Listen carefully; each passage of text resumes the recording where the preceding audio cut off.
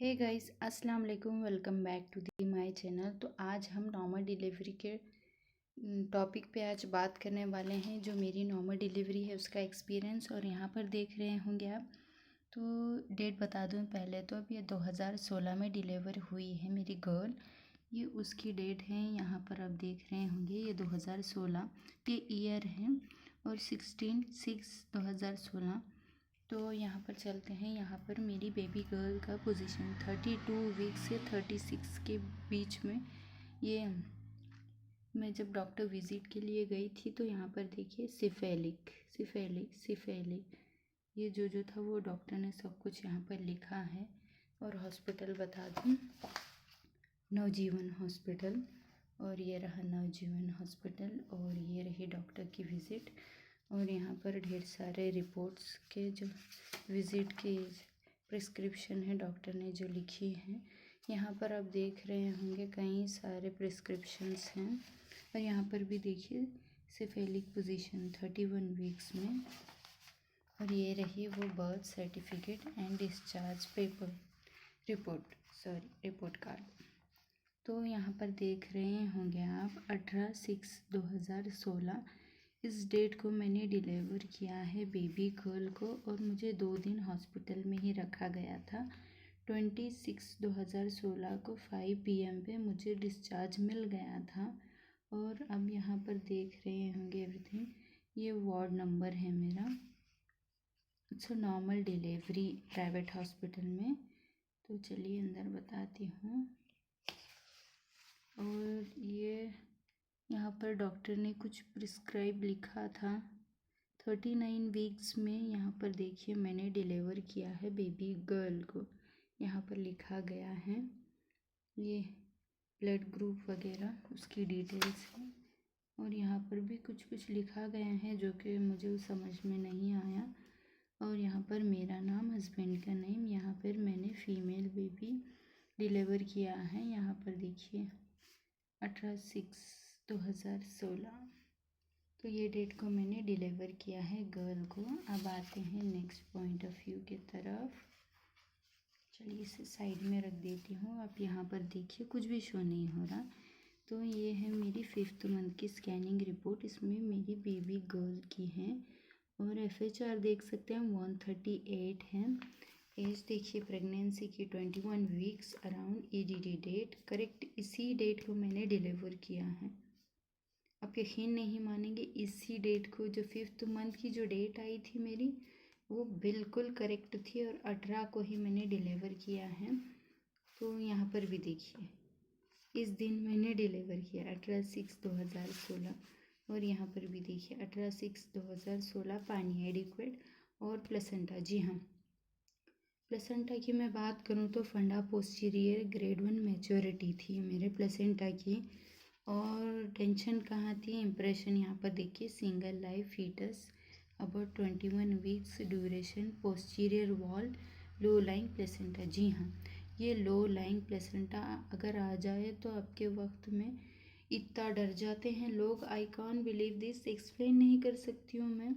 मेरा भी लो line placenta था, मगर मेरी डॉक्टर बहुत बहुत बहुत अच्छी थी and thank you for her.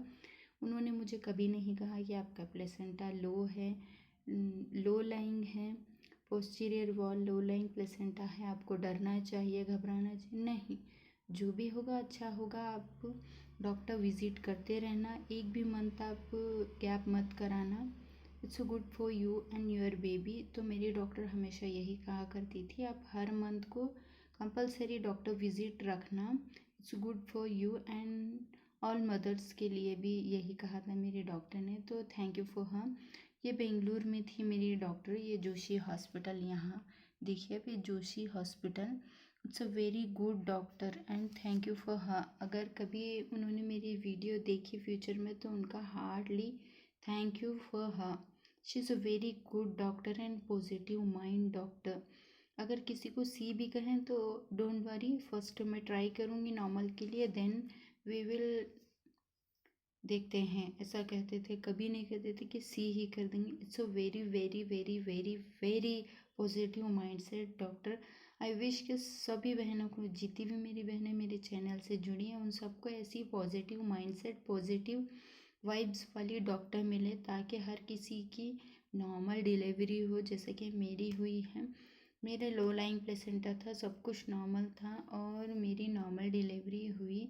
मैं सुबह में गई हुई थी 12 बजे और शाम 5 बजे तक मेरी डिलीवरी हो चुकी थी अल्हम्दुलिल्लाह। It's a baby girl. 3:30 पौने 4 की मेरी बेबी गर्ल थी। फिर भी मैंने वजाइनली बर्थ दिया है और मुझे 2 स्टिच आए थे। और यहाँ पर बात करूँ तो मैं आज का जो टॉपिक है वो स्टिचेस को लेकर है। तो मुझे 2 स्टिच आए थे और स्टिच आने के बाद मैंने उसकी केयर कैसे की थी, क्या क्या खाया था। फर्स्ट ऑफ ऑल तो मुझे जैसे ही डिलीवरी हो गई थी, मुझे डॉक्टर ने 1 कप कॉफ़ी और 2 बिस्किट खाने को कहा था। उसके बाद मैंने खा लिया। फिर मुझे पूछा गया वॉमिटिंग तो नहीं फील हो रही, पेट तो नहीं दुख रहा। मैंने कहा नहीं, मुझे कुछ भी नहीं फील हो रहा। फिर मुझे स्टिच लगे थे। फिर मुझे ओटी से निकाल कर रूम में शिफ्ट किया गया था। मैं रूम में शिफ्ट हो गई। उसके बाद डॉक्टर ने कहा अपने बेबी को अपने पास लीजिए। फिर उसके बाद उसे फीड कराइए। फिर मैंने अपने बेबी को अपने पास लिया। It's a very very very special moment for me. इतना खूबसूरत लम्हा, I can't believe this, I can't explain कि मुझे उस वक्त कितना प्राउड एंड कितना हैप्पी फील हो। अल्हम्दुलिल्लाह। और ये मोमेंट मैं विश करती हूँ अल्लाह रब्बुल इज़्ज़त से कि हर एक लड़की को, हर एक शादीशुदा जोड़े को वो लम्हा जीने के लिए मिले। तो अल्हम्दुलिल्लाह मुझे वो लम्हा मिल गया था। I am very happy. फिर मेरे हस्बैंड मेरे पास नहीं थे। मैंने उन्हें फ़ोन किया। I feel very very proud and कहा मुबारक हो, आपके घर में नन्ही सी शहज़ादी आई है। और वो भी बहुत खुश हो गए। फिर उन्होंने वीडियो कॉल किया। फिर हमने देखा, उनको दूर से ही बताया गया बिकॉज नज़दीक नहीं ले जाना, फ्लैश और कैमरा फ़ोटो उससे बेबी को इफेक्ट होता है। तो फिर देखा तो वो फीड करने के लिए मुंह खोल रहे थे बार बार वो, मगर उन्हें फीड करने के लिए अभी उतना प्रॉपर नहीं हो रहा था। तो फिर डॉक्टर ने कहा कि सर अपने ये जो ब्रेस्ट का निपल है उसे पहले क्लीन करना एंड बेबी के माउथ में रखकर स्लो स्लो प्रेस करना, फिर वो अपने आप सक करना स्टार्ट कर देगा। तो फिर डॉक्टर ने बताया 1 दिन। फिर नेक्स्ट डे से बेबी ने अच्छे से फीड किया अल्हम्दुलिल्लाह।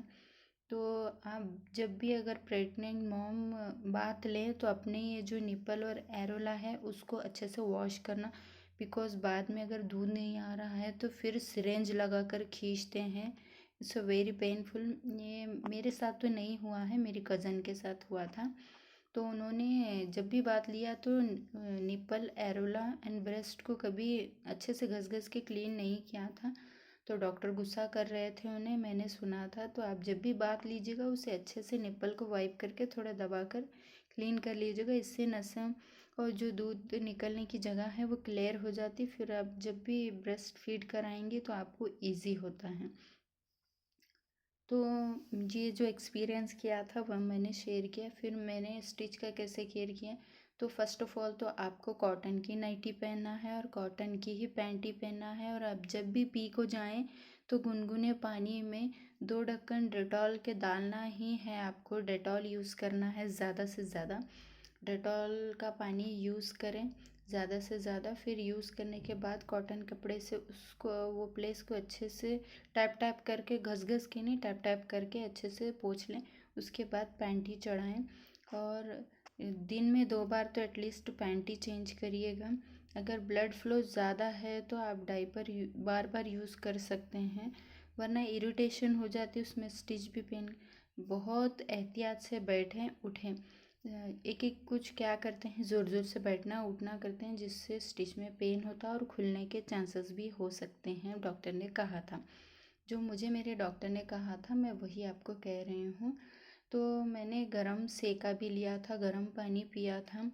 और जहाँ तक मुझे याद है, मुझे 5 डेज़ तक ही मीठा सूजी का हलवा और ड्राई फ्रूट लड्डू, 1 गिलास दूध, यही दिया जा रहा था। उसके बाद से 7 डेज़ के बाद से मैंने थोड़ा थोड़ा सा लाइट लाइट सा उबली हुई दाल, 1 ज्वार की रोटी, 2 बॉयल अंडे और बिल्कुल थोड़ा सा ही राइस मुझे नाश्ते में दिया जाता था। फिर दोपहर में फिर मीठा, फिर दोपहर में, शाम में रोटी। तो ये मेरा रूटीन था 1 मंथ तक। और उसके बाद मैं बता दूँ तो मेरी नानी और दादी मुझे अच्छे से ऑयल मसाज करते थे पूरी बॉडी पर। फिर मुझे बात दिया जाता था। जी हाँ, आप भी अगर मसाज करा सकती हैं, आपको फैसिलिटी मिल रही है, तो मैं रिकमेंड करूँगी ज़रूर कराइएगा। अगर नॉर्मल डिलीवरी है तो आप सी सेक्शन में भी करा सकते हैं, मगर आप डॉक्टर को पूछ कर ही कराना। फिर से कहूँगी, अगर सी हुआ है तो डॉक्टर को पूछ कर कराना, नॉर्मल हुआ तो इट्स ओके। फिर उसके बाद बता दूँ तो मैं मेरे स्टिचेस बहुत जल्दी अल्हम्दुलिल्लाह ठीक हो गए थे और खुल भी गए थे। फिर एक बार फिर हमने डॉक्टर विज़िट की, फिर बताया डॉक्टर को, डॉक्टर ने कहा इट्स ओके, पूरा क्लियर हो गया है प्रोसेस, तो अब आपको कुछ नहीं करना है, पैंटी कॉटन की पहनना है और क्लियर रखना है ये एरिया को, यही कहा गया था। तो मैं बहुत एहतियातन थी। उसके बाद 1 मंथ हो गया था, टैबलेट वगैरह पूरे कंप्लीट हो चुके थे मेरे, सिरिंज जो भी थी जो वो भी कंप्लीट हो चुके थे। उसके बाद मुझे मेरे दादी और नानी ने कहा था कि आपको एलोवेरा खाना चाहिए। जी हाँ, फिर से बता दूं मैं, बिकॉज़ हम बहुत ज़्यादा हीट खाने लगते हैं प्रेगनेंसी में वगैरह, फिर सिरिंज और टैबलेट वगैरह, और उसके बाद हम बहुत ज़्यादा मीठा भी खाते हैं, तो बॉडी में बहुत ज़्यादा मीठा होता है, उसको बैलेंस करने के लिए। तो फिर मैंने 1 वीक एलोवेरा जो होता है उसके बीच का पार्ट सॉफ्ट सॉफ्ट, उसको छोटे छोटे पीसेस में कट करके शुगर में डिप करके खाई हूँ मैं। इट्स माई ओन एक्सपीरियंस, ये ओल्ड वाइफ्स का यूज़ किया फॉर्मूला, जिसके वजह से मुझे अभी तक पिंपल नहीं आते हैं फेस पर, ओवर हीट नहीं होता है, इम्बैलेंस होता है। फिर बहुत ज़्यादा स्वीट खाने से दूसरे प्रॉब्लम्स आ जाते हैं, वैसी कोई प्रॉब्लम नहीं है मुझे अल्हम्दुलिल्लाह। अगर ये आपको इस्तेमाल करना है तो आप कर सकते हैं, it's a naturally process. Because कई लेडीज़ तो एलोवेरा जूस बनाकर भी पी लेती हैं, मगर मुझे जूस पीना बेहतर नहीं लगा, तो मैं 1 वीक एटलीस्ट 1 मंथ के बाद 1 वीक एलोवेरा खाई हूँ। इवन मैं अभी भी, मेरा सी सेक्शन के बाद भी मैं 2 मंथ के बाद ही 1 वीक खाई हूँ। It's very good for our body. जी हाँ, जहाँ हम ज़्यादा स्वीट कंज्यूम करते हैं वहीं थोड़ा एलोवेरा कड़वापन ले लेंगे तो हमारा स्किन ग्लो करेगा, हेयर फॉल की प्रॉब्लम दूर होगी, बाकी कई सारे प्रॉब्लम्स भी हैं जो हमें दूर होते हैं। उम्मीद करती हूँ आज की वीडियो आपको पसंद आई होगी। पसंद आई तो प्लीज़ लाइक शेयर सब्सक्राइब ज़रूर करना। वीडियो कैसी लगी ज़रूर बताना। मिलती हूँ नेक्स्ट वीडियो में, तब तक खुश रहें, खुशियाँ बांटें, हंसते मुस्कुराते। Happy mom, happy pregnancy. अल्लाह हाफिज़।